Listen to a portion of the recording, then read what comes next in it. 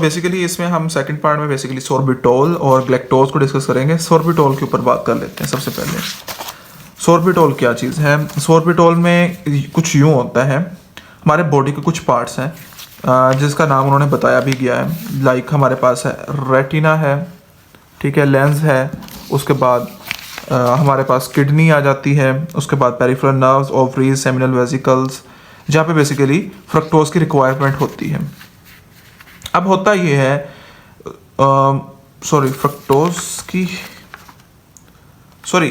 Sorbitol की synthesis होती है इन टिश्यूज में, नॉट फ्रक्टोज की रिक्वायरमेंट। ओके, अब होता ये है कि नॉर्मली ग्लूकोज हमारे उन पार्ट्स में, इन सब पार्ट्स में, रेटिना, लेंस, नर्व्स, किडनी, इनमें जाता है। जब जाता है तो वहाँ पे एल्डो रिडक्टेज वहाँ पे एक्ट करता है, ठीक है। एल्डो रिडक्टेज एक ऐसा एंजाइम है जो NADPH को यूज़ करता है, याद रखिएगा, और फिर सोर्बिटोल बनाता है। अब सोर्बिटोल बन गया तो उसके बाद इसके ऊपर डीहाइड्रोजिनेज एक्ट करता है और बनाता है फ्रक्टोज। पॉइंट इज दिस, समझ में आ गई बात? ये आसान थी।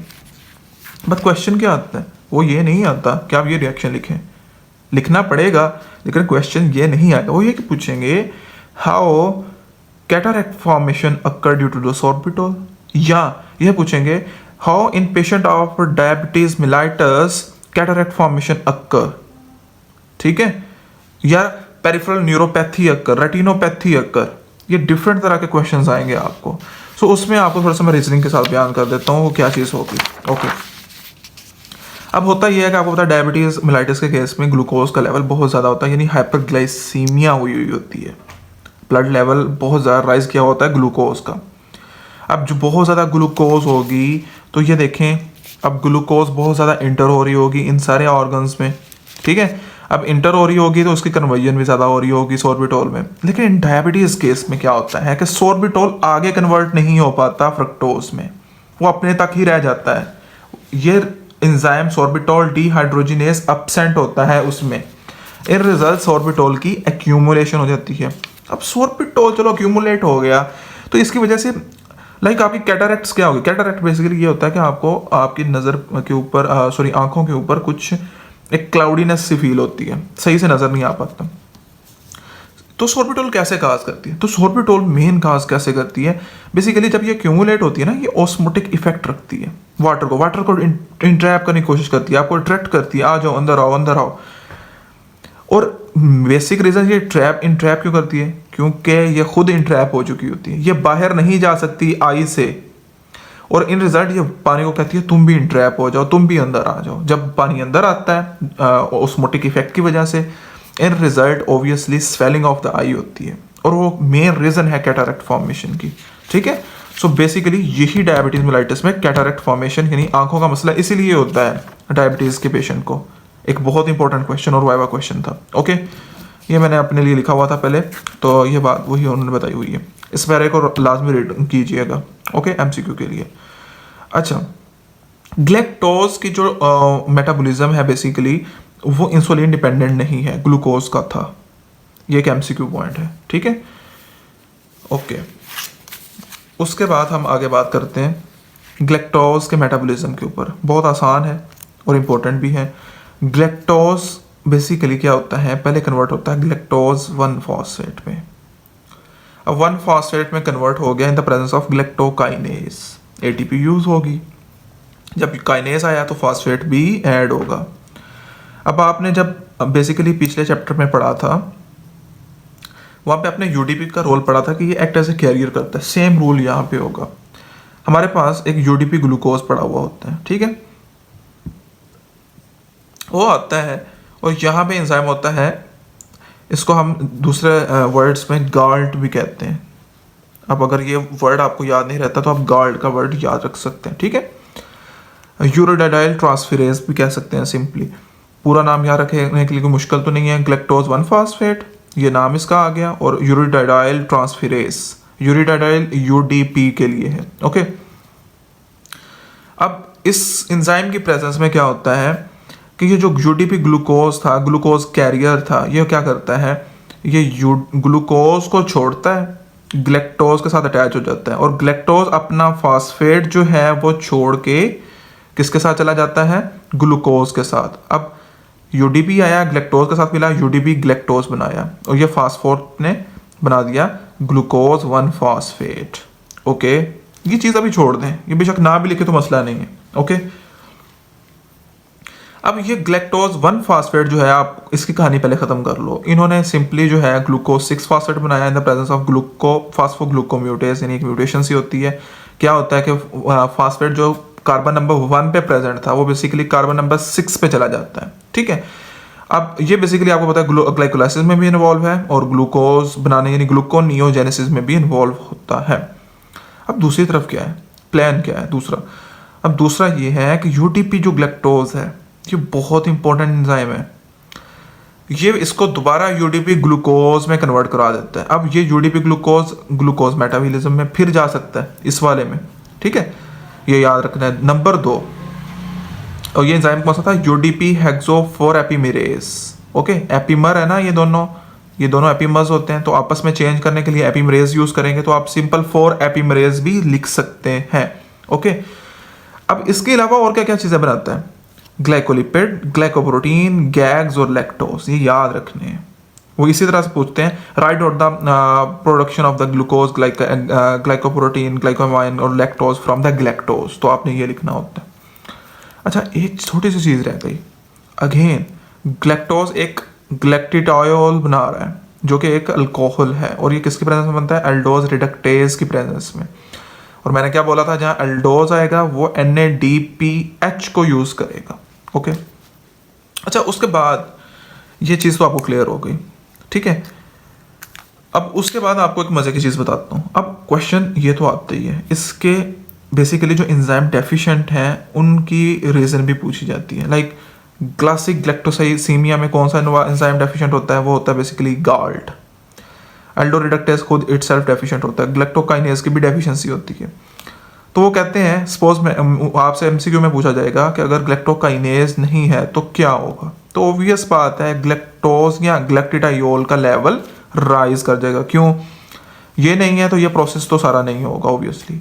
अब क्या होगा कि रिवर्स प्रोसेस ये जो हो रहा है ये इंक्रीज कर जाएगा और इसकी क्वांटिटी भी इंक्रीज कर जाएगी। सेम केस आगे कोई भी एंजाइम पूछ के बता देंगे किस चीज का लेवल राइज करेगा, तो उससे बिल्कुल पीछे वाली चीज का लेवल राइज कर जाता है।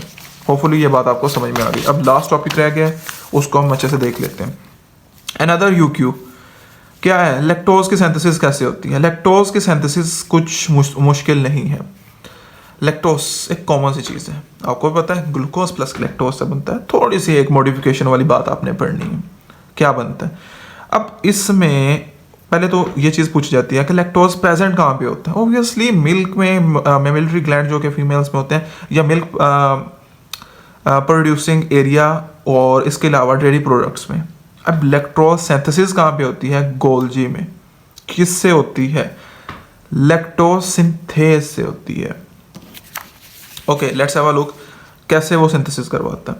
अब बेसिकली ना 2 तरह की प्रोटीन्स होती हैं इस एंजाइम की, ये जो हमारे पास लैक्टोज सिंथेज है। एक प्रोटीन A होती है और एक प्रोटीन B होती है।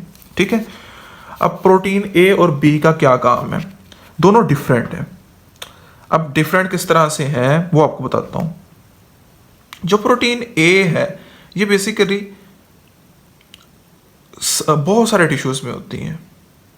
ठीक है, लेकिन किसमें नहीं होती, वो होती है कि मेमिलरी ग्लैंड के अलावा जितने भी टिश्यूज हैं उनमें प्रोटीन A होती है।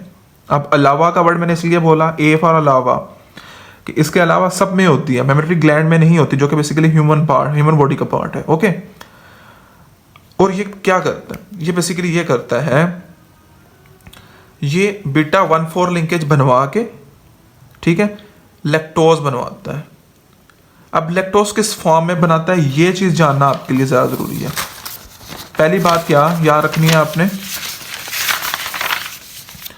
पहली बात आपने ये याद रखनी है कि प्रोटीन A है कहाँ, वो है all tissue except mammillary body. Mammillary body में नहीं होती, या मेमिलरी ग्लैंड वाले एरिया में नहीं होती, ये याद रखनी है। दूसरी बात आपने क्या याद रखनी है, ये बनाती क्या है, ये बेसिकली बनाती है N-एसिटाइल लैक्टोज अमाइन, ये बहुत इंपॉर्टेंट पॉइंट है। ये लैक्टोज अमाइन, एन एसिटाइल का वर्ड क्यों यूज किया ये बताता हूं आपको। बेसिकली अब आपको पता है लैक्टोज कैसे बन रहा था। लैक्टोज जी सिंपल सी बात है, हम पढ़ते आ रहे हैं, ये बनता है ग्लूकोज से और प्लस ग्लैक्टोज से, ठीक है, इससे बनता है ना।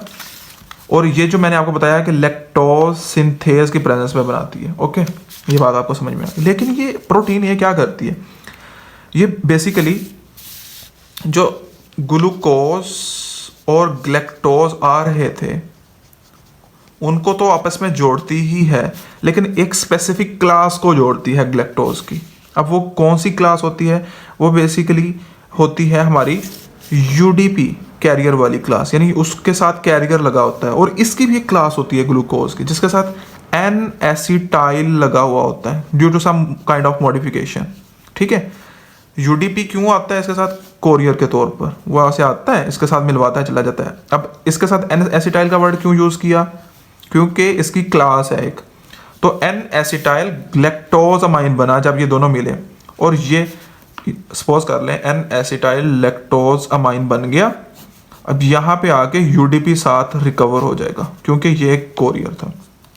लेकिन जो प्रोटीन बी है ये प्रेजेंट होती है मेमिलरी बॉडी में, ये सब कुछ ये बगैरती नहीं करने देती, कहती नहीं ऐसा कुछ नहीं करना, कुछ नहीं करना, हमने सिंपल लैक्टोज ही बनाना है जो एक ओरिजिनल फॉर्म है, हमें कोई क्लास और नहीं चाहिए, जो कि बेसिकली आपको पता है ग्लूकोज प्लस ग्लैक्टोज से बन रहा था। ये सिंपल क्या करता है, ये सिंपली ये करता है कि ये ना थोड़ी सी उसके मॉडिफिकेशन करवाता है और उसकी KM value for glucose decrease करवाता है, कि रीजन याद रखिएगा। और इन रिजल्ट एन एसिटाइल नहीं बन पाता, एन एसिटाइल लैक्टोज अमाइन नहीं बन पाता, ओरिजिनल लैक्टोज बनता है, ये बात आपने याद रखनी है। और प्रोटीन बी बेसिकली प्रोलैक्टिन से वो होता है, ठीक है। ये चीज़ भी उन्होंने यहाँ पे डिस्क्राइब की हुई है, ये रिएक्शन भी आप देख सकते हैं समझने के लिए, ठीक है। होपफुली आपको ये बात समझ में आ गई होगी कि जो प्रोटीन ए है वो एन एसिटाइल लैक्टोज बनाता है, और जो प्रोटीन बी है वो ओरिजिनल लैक्टोज बनाता है। वो किस तरह से बनाता है, वो केएम वैल्यू को डिक्रीज करता है, ठीक है। प्रोटीन ए और बी, बस इतना याद रखने से आगे नाम रखने की जरूरत नहीं, वो आपके लेवल की बात भी नहीं है, ठीक है। इंशाल्लाह मिलते हैं नेक्स्ट वीडियो में। अल्लाह हाफिज़।